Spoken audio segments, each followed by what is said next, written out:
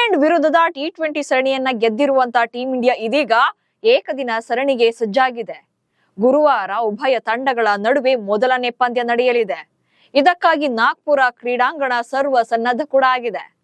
ಆದರೆ ಇಂಜುರಿಯಿಂದ ಜಸ್ಪ್ರೀತ್ ಬುಮ್ರಾ ತಂಡದಿಂದ ಹೊರಬಿದ್ದಿದ್ರೆ mystery bowler Varun ಚಕ್ರವರ್ತಿ chance ಗಿಟ್ಟಿಸಿಕೊಂಡಿದ್ದಾರೆ. ಹಾಗಾದ್ರೆ ಟೀಂ ಇಂಡಿಯಾದ ಪ್ಲೇಯಿಂಗ್ 11 ಹೇಗಿರಲಿದೆ? ಓಪನರ್ಸ್ ಯಾರು? ನಾಗ್ಪುರದಲ್ಲಿ ಯಾರ ಕೈ ಮೇಲಾಗುತ್ತೆ? ಟಿ20 ಸೋಲಿನ ಸೇಡು ತೀರಿಸಿಕೊಳ್ಳುತ್ತಾ ಇಂಗ್ಲೆಂಡ್ ಅನ್ನೋದನ್ನ ಹೇಳ್ತೇನೆ. ನಾನು ಶಾಂತ. ನೀವು ಸುದ್ದಿಯಾನದ ಸಬ್ಸ್ಕ್ರೈಬರ್ ಆಗುವುದಕ್ಕೆ ಮರಿಬೇಡಿ. ಭಾರತ ಮತ್ತು ಇಂಗ್ಲೆಂಡ್ ಎರಡೂ ರಾಷ್ಟ್ರಗಳಿಗೂ ಕೂಡ ಈ ಏಕದಿನ ಸರಣಿ ತುಂಬಾನೇ ಇಂಪಾರ್ಟೆಂಟ್ ಆಗಿದೆ. ಯಾಕಂದ್ರೆ ಫೆಬ್ರವರಿ 19ರಿಂದ ಐಸಿಸಿ ಚಾಂಪಿಯನ್ಸ್ ಟ್ರೋಫಿ ಆರಂಭವಾಗಲಿದೆ. ಈ ಟೂರ್ನಿ ಕೂಡ ಏಕದಿನ ಮಾದರಿಯಲ್ಲಿ ನಡೀತಾ ಇರೋದ್ರಿಂದ ಇದೊಂಥರ ಮುಂದಿನ ಪರ್ಫಾರ್ಮೆನ್ಸ್ಗೆ ದಿಕ್ಸೂಚಿ ಅಂದ್ರೂ ಕೂಡ ತಪ್ಪಾಗಲ್ಲ. ಅದರಲ್ಲೂ ಕೂಡ ಭಾರತದ ಪಾಲಿಗೆ ಮಾಡು ಇಲ್ಲವೇ ಮಡಿ ಸರಣಿ ಎನ್ನುವಂತಿದೆ. ನ್ಯೂಜಿಲೆಂಡ್ ಮತ್ತು ಆಸ್ಟ್ರೇಲಿಯಾ ವಿರುದ್ಧದ ಟೆಸ್ಟ್ ಸರಣಿಯನ್ನ ಸೋತ ಬಹುತೇಕ ಆಟಗಾರರೇ ಇಲ್ಲೂ ಕೂಡ ಇರೋದ್ರಿಂದ ಅವರ ಪ್ರದರ್ಶನದ ಮೇಲೆಯೇ ಪ್ರಶ್ನೆ ಮೂಡಿಸಿದೆ.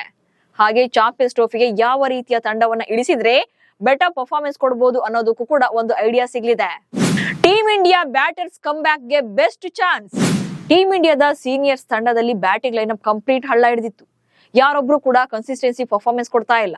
ಈಗ ಇಂಗ್ಲೆಂಡ್ ವಿರುದ್ಧದ ಏಕದಿನ ಸರಣಿಯಲ್ಲಿ ಹೇಗೆ ಆಡ್ತಾರೆ ಎನ್ನುವಂತದ್ದೇ ಪ್ರಶ್ನೆ ಮೂಡಿದೆ.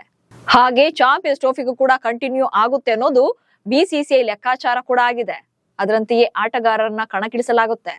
ಟೀಂ ಇಂಡಿಯಾ ನಾಯಕ ರೋಹಿತ್ ಶರ್ಮಾ ಹಾಗೆ ಯಶಸ್ವಿ ಜೈಸ್ವಾಲ್ ಅವರು ಇನ್ನಿಂಗ್ಸ್ ಅನ್ನ ಆರಂಭ ಮಾಡಬಹುದು.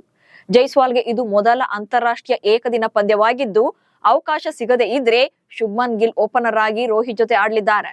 ಜೈಸ್ವಾಲ್ ಬಂದ್ರೆ ಗಿಲ್ 3ನೇ ಸ್ಥಾನಕ್ಕೆ ಬರಲಿದ್ದಾರೆ. ಇನ್ನು 4ನೇ ಸ್ಥಾನದಲ್ಲಿ ವಿರಾಟ್ ಕೊಹ್ಲಿ ಬರ್ತಾರೆ. ಆನಂತರದಲ್ಲಿ KL ರಾಹುಲ್ಗೆ ಚಾನ್ಸ್ ಸಿಗ್ಬೋದು. ಬಟ್ ಶ್ರೇಯಸ್ ಅಯ್ಯರ್ದು ಕೂಡ ಡೌಟ್ ಇದೆ. ಅಯ್ಯರ್ ಹಾಗೆ ಜೈಸ್ವಾಲ್ ಇಬ್ಬರಲ್ಲಿ ಒಬ್ಬರಿಗೆ ಪ್ಲೇಯಿಂಗ್ 11 ನಲ್ಲಿ ಅವಕಾಶ ಸಿಗ್ಬೋದು. ಇನ್ನು ವಿಕೆಟ್ ಕೀಪರ್ ಬ್ಯಾಟರ್ ಆಗಿ ರಿಷಬ್ ಪಂತ್ ಕಾಣಿಸಿಕೊಳ್ಳುವಂತ ಸಾಧ್ಯತೆ ಜಾಸ್ತಿ ಇದೆ. ಇನ್ನು ಟೀಂ ಇಂಡಿಯಾದಲ್ಲಿ ಆಲ್ರೌಂಡರ್ ಗಳ ದಂಡೇ ಇದೆ. ವಿಶ್ವದ ಶ್ರೇಷ್ಠ ಆಲ್ರೌಂಡರ್ ಗಳ ಪಟ್ಟಿಯಲ್ಲಿ ಸ್ಥಾನ ಪಡೆದಿರುವಂತಹ ಹಾರ್ದಿಕ್ ಪಾಂಡ್ಯ, ರವೀಂದ್ರ ಜಡೇಜಾ, ವಾಷಿಂಗ್ಟನ್ ಸುಂದರ್ ಹಾಗೆ ಪ್ಲೇಯಿಂಗ್ 11 ನಲ್ಲಿ ಇವರೆಲ್ಲ ಸ್ಥಾನವನ್ನ ಪಡ್ಕೊಳ್ಬಹುದು. ಇನ್ನು ಬೌಲಿಂಗ್ ವಿಭಾಗದಲ್ಲಿ ಮೊಹಮ್ಮದ್ ಶಮಿ ಹಾಗೆ ಕುಲ್ದೀಪ್ ಯಾದವ್ ಜೊತೆಗೆ ಹರ್ಷದೀಪ್ ಸಿಂಗ್ ಕೂಡ ಕಾಣಿಸಿಕೊಳ್ಳಲಿದ್ದಾರೆ. ಇದೆಲ್ಲದರ ನಡುವೆ ವರುಣ್ ಚಕ್ರವರ್ತಿ ಕೂಡ ಟೀಮ್ ಸೇರಿಕೊಂಡಿದ್ದಾರೆ. ಸೋಮವಾರ ತಂಡವನ್ನ ಕೂಡಿಕೊಂಡಿದ್ದು ಪ್ರಾಕ್ಟೀಸ್ ಕೂಡ ನಡೆಸ್ತಾ ಇದ್ದಾರೆ. ಟಿ20 ಪ್ರದರ್ಶನದ ಆಧಾರದಲ್ಲಿ ವರುಣ್ಗೆ ಅವಕಾಶ. ಇಂಗ್ಲೆಂಡ್ ವಿರುದ್ಧದ ಏಕದಿನ ಸರಣಿಗಾಗಿ ಭಾರತ ತಂಡಕ್ಕೆ ಮಿಸ್ಟರಿ ಸ್ಪಿನ್ನರ್ ಆಗಿರುವಂತಹ ವರುಣ್ ಚಕ್ರವರ್ತಿ ಅವರನ್ನ ಆಯ್ಕೆ ಮಾಡಲಾಗಿದೆ. ಈ ಹಿಂದೆ ಅನೌನ್ಸ್ ಮಾಡಲಾಗಿದ್ದಂತ ಏಕದಿನ ತಂಡದಲ್ಲಿ ವರುಣ್ಗೆ ಅವಕಾಶ ಕೊಟ್ಟಿರಲಿಲ್ಲ. ಇದೀಗ ಇಂಗ್ಲೆಂಡ್ ವಿರುದ್ಧದ ಟಿ20 ಸರಣಿಯಲ್ಲಿ ಭರ್ಜರಿ ಪ್ರದರ್ಶನ ನೀಡಿದ ಬೆನ್ನಲ್ಲೇ ವರುಣ್ ಚಕ್ರವರ್ತಿ ಅವರಿಗೆ ಏಕದಿನ ತಂಡದಲ್ಲೂ ಕೂಡ ಸ್ಥಾನ ನೀಡಲಾಗಿದೆ. ವರುಣ್ ಚಕ್ರವರ್ತಿ ಇಂಗ್ಲೆಂಡ್ ವಿರುದ್ಧದ ಟಿ20 ಸರಣಿಯಲ್ಲಿ ಅದ್ಭುತ ಪ್ರದರ್ಶನ ನೀಡಿದ್ರು. ಅಲ್ಲದೆ 14 ವಿಕೆಟ್ ಗಳನ್ನ ಕಬಳಿಸಿದ್ರು. ಇಂಗ್ಲೆಂಡ್ ವಿರುದ್ಧದ ಏಕದಿನ ಸರಣಿಗೆ ಆಯ್ಕೆ ಮಾಡಲಂತ ತಂಡದಲ್ಲಿ ಪರಿಪೂರ್ಣ ಸ್ಪಿನ್ನರ್ ಆಗಿ ಸ್ಥಾನ ಪಡೆದಿರುವುದು ಕುಲ್ದೀಪ್ ಯಾದವ್.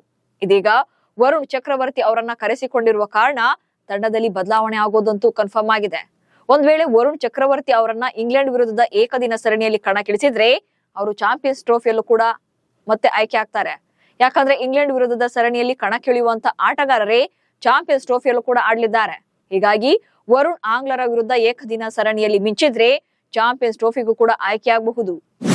10ಕ್ಕೂ ಹೆಚ್ಚು ವಿಕೆಟ್ ಗಳನ್ನ 2 ಬಾರಿ ಪಡೆದ ವಿಶ್ವದ ಮೊದಲ ಬೌಲರ್ 33 ವರ್ಷದ ವರುಣ್ ಚಕ್ರವರ್ತಿ ಇಂಗ್ಲೆಂಡ್ ವಿರುದ್ಧದ 5 ಪಂದ್ಯಗಳಲ್ಲಿ 14 ವಿಕೆಟ್ ಗಳನ್ನ ಕಬಳಿಸಿ ದ್ವಿಪಕ್ಷೀಯ ಟಿ20 ಸರಣಿಯಲ್ಲಿ ಭಾರತೀಯರೊಬ್ಬರು ಗಳಿಸಿದಂತ ಅತಿ ಹೆಚ್ಚು ವಿಕೆಟ್ ಗಳ ದಾಖಲೆಯನ್ನ ಬರೆದಿದ್ದಾರೆ. ರಾಜ್ಕೋಟ್ ನಲ್ಲಿ ನಡೆದಂತ ಸೋಲಿನ ಪಂದ್ಯದಲ್ಲಿ 5 ವಿಕೆಟ್ ಪಡೆದಿದ್ದು ಕೂಡ ಸೇರಿದೆ. ಸರಣಿಯ ಪ್ರತಿ ಮ್ಯಾಚ್ ನಲ್ಲೂ ಕೂಡ ವರುಣ್ ಚಕ್ರವರ್ತಿ ಕನಿಷ್ಠ 2 ವಿಕೆಟ್ ಗಳನ್ನ ಪಡೆಯುವಲ್ಲಿ ಯಶಸ್ವಿಯಾಗಿದ್ದಾರೆ. ಇಂಗ್ಲೆಂಡ್ ವಿರುದ್ಧದ ಐತಿಹಾಸಿಕ ಪ್ರದರ್ಶನದೊಂದಿಗೆ ವರುಣ್ ಚುಟುಕು ಕ್ರಿಕೆಟ್ ನಲ್ಲಿ ವಿಶ್ವ ದಾಖಲೆಯನ್ನು ಕೂಡ ಸೃಷ್ಟಿಸಿದ್ರು. ಅದೇನಂದ್ರೆ ದ್ವಿಪಕ್ಷೀಯ ಸರಣಿಯಲ್ಲಿ 10ಕ್ಕೂ ಹೆಚ್ಚು ವಿಕೆಟ್ ಗಳನ್ನ 2 ಸಲ ಪಡೆದ ವಿಶ್ವದ ಮೊದಲ ಬೌಲರ್ ಎಂಬ ಹೆಗ್ಗಳಿಕೆಗೆ ಪಾತ್ರರಾಗಿದ್ದಾರೆ. ಈ ಸರಣಿಯಲ್ಲಿ 14 ವಿಕೆಟ್ ಗಳನ್ನ ಪಡ್ಕೊಂಡ್ರೆ ಕಳೆದ ವರ್ಷದ ನವೆಂಬರ್ ನಲ್ಲಿ ಮೆನ್ ಇನ್ ಬ್ಲೂ ತಂಡದ ದಕ್ಷಿಣ ಆಫ್ರಿಕಾ ಪ್ರವಾಸದ ವೇಳೆ 4 ಪಂದ್ಯಗಳಲ್ಲಿ 12 ವಿಕೆಟ್ ಗಳನ್ನ ಕಬಳಿಸಿದ್ರು. ಈ ಮೂಲಕ ಭಾರತದ ಸ್ಟಾರ್ ಸ್ಪಿನ್ನರ್ ಸತತ ಸರಣಿಯಲ್ಲಿ 10 ವಿಕೆಟ್ ಸಾಧನೆ ಮಾಡಿದ್ದಾರೆ. ಟಿ20 ಕ್ರಿಕೆಟ್ ಇತಿಹಾಸದಲ್ಲಿ ಒಟ್ಟು 36 ಆಟಗಾರರು ದ್ವಿಪಕ್ಷೀಯ ಸರಣಿಯಲ್ಲಿ 10 ಅಥವಾ ಅದಕ್ಕಿಂತ ಹೆಚ್ಚು ವಿಕೆಟ್ ಗಳನ್ನ ಪಡ್ಕೊಂಡಿದ್ದಾರೆ. ಇನ್ನು ಟಿ20 ಸರಣಿಯಲ್ಲಿ ಅತಿ ಹೆಚ್ಚು ವಿಕೆಟ್ ಪಡೆದ ವಿಶ್ವ ದಾಖಲೆಯನ್ನ ವರುಣ್ ಕೇವಲ 1 ವಿಕೆಟ್ ನಿಂದ ತಪ್ಪಿಸಿಕೊಂಡ್ರು ಮೊನ್ನೆ ಮ್ಯಾಚ್ ನಲ್ಲಿ. ಜನವರಿ 2022ರಲ್ಲಿ ಇಂಗ್ಲೆಂಡ್ ವಿರುದ್ಧ ನಡೆದಿದ್ದಂತ ಸರಣಿಯಲ್ಲಿ ವೆಸ್ಟ್ ಇಂಡೀಸ್ ತಂಡದ ಆಲ್ರೌಂಡರ್ ಜೇಸನ್ ಹೋಲ್ಡರ್ ಅವರು 15 ವಿಕೆಟ್ ಗಳನ್ನ ಕಬಳಿಸಿ ಈ ಲಿಸ್ಟ್ ನಲ್ಲಿ ಫಸ್ಟ್ ಪ್ಲೇಸ್ ನಲ್ಲಿದ್ದಾರೆ. 4 ಸ್ಪಿನ್ನರ್ ಗಳಲ್ಲಿ ಯಾರಿಗೆ ಗೇಟ್ ಪಾಸ್? ಇನ್ನು ವರುಣ್ ಚಕ್ರವರ್ತಿ ಎಂಟ್ರಿ ಕೊಟ್ಟಿರೋದ್ರಿಂದ 4 ಸ್ಪಿನ್ನರ್ಗಳಲ್ಲಿ ಯಾರಿಗೆ ಗೇಟ್ ಪಾಸ್ ಅನ್ನೋ ಬಗ್ಗೆ ಚರ್ಚೆ ಕೂಡ ನಡೀತಾ ಇದೆ. ಅನುಭವಿ ಆಲ್ರೌಂಡರ್ ಆಗಿರುವಂತಹ ರವೀಂದ್ರ ಜಡೇಜಾ ಹಾಗೆ ಅಕ್ಷರ್ ಪಟೇಲ್, ಕುಲ್ದೀಪ್ ಯಾದವ್ ಮತ್ತು ವಾಷಿಂಗ್ಟನ್ ಸುಂದರ್ ಇದ್ದಾರೆ. ಇವರಲ್ಲಿ ರವೀಂದ್ರ ಜಡೇಜಾ ಮತ್ತು ಅಕ್ಷರ್ ಪಟೇಲ್ ಅವರನ್ನ ಅನುಭವದ ಆಧಾರದಲ್ಲಿ ಉಳಿಸಿಕೊಳ್ಳೋ ಸಾಧ್ಯತೆ ಹೆಚ್ಚಿದೆ. ಆದ್ರೆ ಕುಲ್ದೀಪ್ ಯಾದವ್ ಮತ್ತು ವಾಷಿಂಗ್ಟನ್ ಸುಂದರ್ ಇಬ್ಬರಲ್ಲಿ ಒಬ್ಬರಂತೂ ಹೊರಹಾಕಬಹುದು. ಅಂತಾರಾಷ್ಟ್ರೀಯ ಮಟ್ಟದಲ್ಲಿ ಅವರು 50 ಓವರ್ಗಳ ಪಂದ್ಯವನ್ನ ಈವರೆಗೆ ಆಡದೇ ಇದ್ರು ಕೂಡ ವರುಣ್ ಚಕ್ರವರ್ತಿ ದೇಶೀಯ ಪಂದ್ಯಗಳಲ್ಲಿ ದಾಖಲೆ ಉತ್ತಮವಾಗಿದೆ. ಇತ್ತೀಚೆಗೆ ಮುಗಿದಂತ ವಿಜಯ್ ಹಜಾರೆ ಟ್ರೋಫಿಯಲ್ಲಿ ಸ್ಪಿನ್ನರ್ಗಳಲ್ಲಿ ಅತಿ ಹೆಚ್ಚು ವಿಕೆಟ್ ಗಳಿಸಿದ್ದು ಕೂಡ ಇವರೇ. 12.16ರ ಸರಾಸರಿಯಲ್ಲಿ 18 ವಿಕೆಟ್ ಗಳನ್ನ ಕಬಳಿಸಿದ್ರು. ಇನ್ನು ದೇಶೀಯ ಏಕದಿನ ಪಂದ್ಯಗಳಲ್ಲಿ 19.8ರ ಸರಾಸರಿಯಲ್ಲಿ 59 ವಿಕೆಟ್ ಗಳನ್ನ ಭೇಟಿಯಾಡಿದ್ದಾರೆ. ಹೀಗಾಗಿಯೇ ಚಾಂಪಿಯನ್ಸ್ ಟ್ರೋಫಿಗೂ ಮುನ್ನ ಏಕದಿನ ಪಂದ್ಯದಲ್ಲಿ ಮಿಂಚಿದ್ರೆ ಚಾಂಪಿಯನ್ಸ್ ಟ್ರೋಫಿಗೂ ಕೂಡ ವರುಣ್ ಚಕ್ರವರ್ತಿ ಅವರನ್ನ ಆಯ್ಕೆ ಮಾಡೋ ಚಿಂತನೆ ಬಿಸಿಸಿಐಗಿದೆ. ಬಟ್ ವರುಣ್ ಎಂಟ್ರಿ ಕೊಟ್ರೆ ಈ 4ರಲ್ಲಿ ಒಬ್ಬರನ್ನ ಹೊರಗಿಡ್ಬೇಕಾಗುತ್ತೆ. ಇಂಗ್ಲೆಂಡ್ ವಿರುದ್ಧ ಲಯಕ್ಕೆ ಬರ್ತಾರಾ ಕೊಹ್ಲಿ? ಇನ್ನು ಇದೆಲ್ಲದರ ನಡುವೆ ಸ್ಟಾರ್ ಆಟಗಾರರಾಗಿರುವಂತಹ ರೋಹಿತ್ ಶರ್ಮಾ ಮತ್ತು ವಿರಾಟ್ ಕೊಹ್ಲಿ ಮೇಲೆ ಈ ಸರಣಿಯಲ್ಲಿ ಹೆಚ್ಚಿನ ನಿರೀಕ್ಷೆಗಳನ್ನ ಇಟ್ಕೊಳ್ಳಲಾಗಿದೆ. ಅದರಲ್ಲೂ ಕೂಡ ಆಸ್ಟ್ರೇಲಿಯಾ ಪ್ರವಾಸದಲ್ಲಿ ಟೀಂ ಇಂಡಿಯಾದ super star Virat Kohli run ಕಲೆ ಹಾಕುವಲ್ಲಿ ಫೇಲ್ಯೂರ್ ಆಗಿದ್ರು. ಹೀಗಾಗಿ ಟೀಕೆಗಳು ಕೂಡ ಕೇಳಿ ಬಂದಿದ್ವು. ವಿರಾಟ್ ಲಯಕ್ಕೆ ಬರಬೇಕು ಅಂದ್ರೆ ಭಾರತದಲ್ಲಿ ದೇಶೀಯ ಟೂರ್ನಿಗಳನ್ನ ಆಡ್ಬೇಕು ಎಂದಿದ್ರು. ಆದ್ರೆ ಈ ವೇಳೆ ರನ್ ಕಲೆ ಹಾಕುವಲ್ಲೂ ಕೂಡ ರಣಜಿಯಲ್ಲೂ ಕೂಡ ಫೇಲ್ ಆದ್ರು. ಬಟ್ ಇಂಗ್ಲೆಂಡ್ ವಿರುದ್ಧ ಅಬ್ಬರ ಮಾಡಬಹುದು ಎಂಬ ನಿರೀಕ್ಷೆನ ಇಟ್ಕೊಳ್ಳಲಾಗಿದೆ. ವಿರಾಟ್ ಕೊಹ್ಲಿ ಅಂಕಿ ಅಂಶಗಳು ತವರಿನಲ್ಲಿ ಇಂಗ್ಲೆಂಡ್ ವಿರುದ್ಧ ತುಂಬಾನೇ ಚೆನ್ನಾಗಿದೆ. ಇಂಗ್ಲೆಂಡ್ ವಿರುದ್ಧ ಕೊಹ್ಲಿ ಒಟ್ಟಾರೆ ಭಾರತದಲ್ಲಿ 18 ಏಕದಿನ ಪಂದ್ಯಗಳನ್ನಾಡಿದ್ದಾರೆ.